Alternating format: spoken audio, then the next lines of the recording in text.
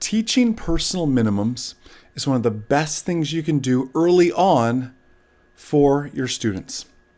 Hey everyone, Jason Schappert here of M0A.com, and you are listening to the CFI podcast, the Certificated Flight Instructor podcast, brought to you by our number one rated online ground school, groundschoolacademy.com. Did you know, by the way, we pay you flight instructors 30% of any business you send our way. So your students may be using our course already.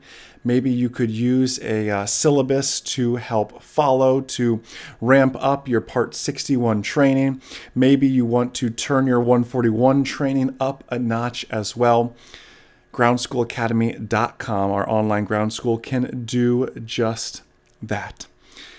Today we're talking about personal minimums and specifically how to teach personal minimums. I have no doubt and I hope and pray that you all have your own personal minimums as well.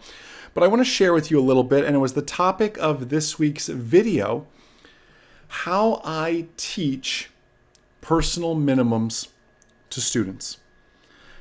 I teach it this way, and it's through a phrase. I will not go flying if... and then they fill in the blanks. It's broken down three ways. I will not go flying if the winds are greater than blank. I will not go flying if the clouds are lower than blank. I will not go flying if the visibility is less than, again, you fill in the blank. Now, a lot of this verbiage is purposeful. For example, clouds. I will not go flying if the clouds, I didn't say ceiling, right? Yes, we need to teach a ceiling is the lowest broken or overcast layer. I didn't say ceiling. I said clouds. Because I believe it's important to teach our students that a few layer can become a scattered layer, can become a broken layer, can become an overcast layer, and I'm stuck on top, just like that. I will not go flying if the clouds are less than blank. That is a very important statement with that one. Now you see, when you give hard set personal minimum numbers, that's what I call this, you take the emotion out of it for your students. Because there is the spouse looking at them saying, you have been working so hard on this. You have been saving for years. You have put years of effort into this thing. I'm about to be your first passenger. That's a lot of pressure, right? Why do we have a commercial pilot certificate? It's to deal with the E in the PAVE checklist, which is the external pressures of adding money to the equation. But money is only external pressure for some. For others, it's the emotion of taking the spouse flying, the best friend flying for work, right? Not, and I don't mean like for hire. I mean flying. They're a real estate developer and they're going to check on a property. It's not further into their business. They're using their aircraft as a vehicle to get there. The pressures to go fly and close that $1 million deal or whatever it may be. When we put hard set numbers to this, we take that emotion out of it because we let the METAR and or the TAF make the decision for us. Hear me out on this. If I say I will not go flying if the winds are greater than 10 knots. I will not go flying if the clouds are lower than 2,000 feet. I'm writing this down with you here. I will not go flying if the visibility is less than 9. I'm going to come back to that here in just a bit. And I go out and I read the METAR and it says winds 2307 knots. Check. That's good. Overcast layer 2,500 feet. It's close, but check. It's good. Visibility 8. And you go, well, it's not that windy. It's 500 feet above my cloud layer, but it's at 8 statute miles visibility. I said 9 was my cutoff. Because we all know 8 miles becomes 7 miles, becomes 6 miles, just like that. Next thing you know, it's IFR and we're socked in and we're flying and we're scud running, essentially. That overcast layer is going to descend down, whatever that may be, as the sun sets, the temperature gets closer to the dew point. There's so many variables to that. But when the METAR or the TAF is below our hard set numbers, we take the emotion out of it. I'm sorry, this is below my numbers. I am not going flying. I know I have been dying to take my spouse flying for the past 2 years as my first passenger. But I want my first passenger, or this individual's first flight, to be an outstanding and amazing day. I'm not about to screw that up. That takes some guts to be able to say that, but we have to teach that to our students. I want to focus, like I said, I gave the visibility less than 9 statute miles. I believe we have a visibility issue, I don't know how else to call it, when it comes to our flight training. Hear me out on this. A METAR could say visibility 10 statute miles, yet it's really unlimited. And there are days here in Florida where we can take off. I can see the Atlantic Ocean. I can see the Gulf of Mexico just from a few thousand feet in the air. The visibility is that good. Usually after like a cold front kind of goes through and just rips all that muck stuck to our humidity out of here. There's days that are that gorgeous though. Unlimited visibility, just about as far as the eye can see. There are days when the METAR says visibility 10 and the visibility is really 20, right? We know as flight instructors or aspiring flight instructors that the visibility is only shown up to 10 statute miles on a METAR. So I believe that spoils us. Anytime we see 10 on the METAR and we see from the Atlantic Ocean to the Gulf of Mexico, we just assume the visibility is awesome. Yet have you ever taken a student up when the visibility is 9? Like legit 9? They would be blown away at how bad it is. If you can only see 9 miles in front of you while you're hurtling through the sky at 110 knots. 9 miles is not that good. 10 miles, honestly, isn't even that good as visibility goes. I always loved days like that, where it was like 8, 9, 10 miles of visibility. So I could take a student up and show them that, because they just are so used to seeing visibility 10, and in their mind, visibility 10 is clear. So 9 is just slightly less than clear. It means, I can only see the Gulf of Mexico today. I can't see the Atlantic. When in all actuality, you and I know that visibility 9 is pretty much a crummy day. Like I'd be filing IFR. I know it's legal VFR, but visibility 9, I'd like to get an approach in there, please, because I'm not going to see anything on this smog layer, fog layer, whatever that actually is. My West Coast, Southern California basin people know what I'm talking about when I say 9, 8 miles visibility, because that's like a good day sometimes out there. So I find where students make mistakes is in the visibility department. They underestimate it. They'll be so good. They'll do, no winds greater than 10 knots, no clouds lower than 2,500 feet, and visibility no less than 6 statute miles. And I look at it and go, good on winds, good on clouds, visibility 6. They go, yeah, well, it's still VFR, Jason. Said I would be on an IFR flight plan if the visibility was 6 statute miles. Let's go find a day that's 6 statute miles and go flying. You'd be blown away how you get on the downwind and you're wondering where the runway's going and disappearing to. You can't see anything, just about. I want you to be careful with your students in the visibility department. This is where, now we have to, as instructors, help students see this sort of stuff though. I want you to take students, you in the cockpit, please. But I want you to take students in slightly beyond their personal minimum conditions. Because number one, it helps reinforce their decision. Example, when they set their visibility at 9 per your recommendation but don't understand it, take them up on a day with a visibility 7. It's going to reinforce that 9 is a pretty good number, and really it should be more like, if it doesn't say 10 on there, it says 9.9, which a METAR doesn't, we know, but we're not going, right? It pushes them just a little bit. We don't want to push someone so far outside their comfort zone. It's like exercising a muscle. You don't want to, go to the gym and do 100 squats at the most weight you can do for those 100 squats, because you won't be at the gym for the next 2 weeks. You'll be so sore. We want to do just a little bit so we can still go to the gym the next day.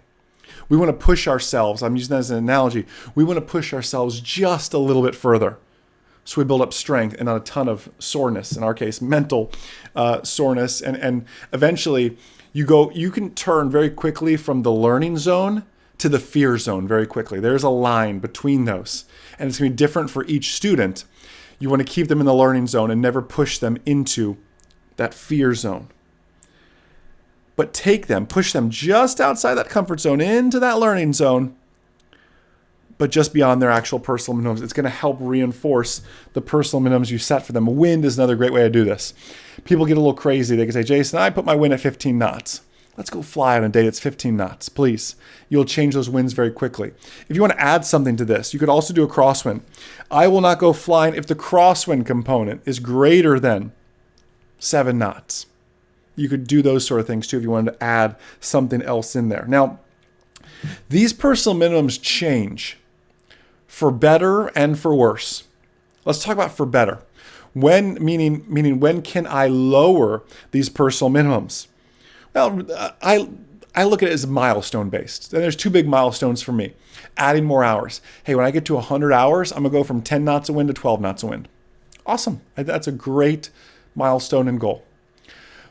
When I earn my instrument rating, I'm going to lower my clouds lower than 2,000 feet. I'm going to lower those to 1,500 feet because that's roughly where I'm going to break out at the final approach fix on just about any approach in the country, roughly.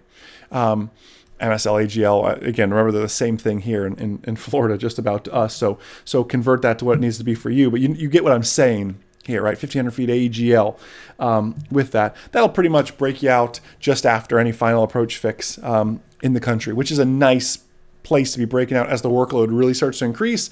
I get about 300 or 400 feet of good actual, and I break out in time to see the runway configure, and I'm still 3 miles out on my instrument approach. So adding an instrument rating, really just furthering yourself as a pilot. It could even be endorsements, adding my tail wheel. It could be another easy rating, adding a seaplane, adding gliders, like these sort of things that make you a safer, smarter, better pilot can help adjust personal minimums the same. Now, these personal minimums also can move in the other direction. Allow me to explain. Your personal minimums can also move in the other direction if things like you're taking that non-flying spouse out on a first fly or just flying with the spouse at all. You might say, you know what? I might have my instrument rating, but I'm not taking my spouse up, who's already a little apprehensive about flying, unless it is a clear and 10 day, because no turbulence. If they get bumped around, they are not going to have a good time, and my odds of getting them back in the airplane again are slim to none. That could be what you actually set up and say there. Just something to actually think about. Another one could be raise my personal minimums, flying a new airplane. Okay, these are my personal minimums in 2-3 Mike Zulu. However, my buddy of mine just bought a brand new Mooney. Awesome airplane. I don't have a whole lot of Mooney time. I'm going to raise my personal minimums because I'm just not familiar in this airplane. How about a different environment? I'm an East Coast, Florida, flatland flyer. Unfortunately, we know AOPA Casper, Wyoming got canceled or postponed, moved. I want high personal minimums for a flight like that. You know, near the mountains, different terrain, don't know the diversion airports as well as I know here. Here I know the next frequencies and everything else around Florida. Know all the little Unicom frequencies, the little grass strips I can go to. I don't know all that stuff once I get to about Alabama. So those are the things I want you to think about and be willing to adjust. You have to lead by example, flight instructors, in your personal minimums.